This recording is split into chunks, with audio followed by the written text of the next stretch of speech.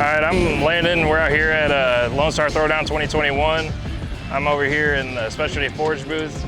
This is my 2016 Ram 2500.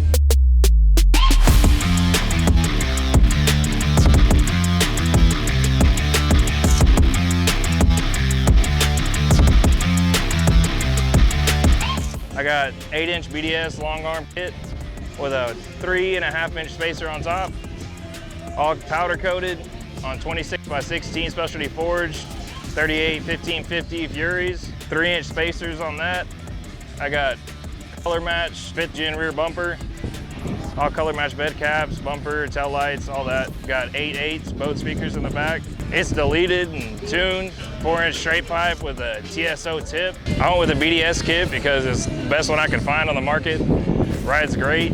I actually daily drive this truck. I built it for a show truck, but I ended up daily driving it. I plan on doing a 5th gen 2021 front clip on it and color match that all as well. Headlights and everything. So if you guys want to lift your truck and also have a daily driver, you can use a BDS lift kit. It gets you everywhere you want to go.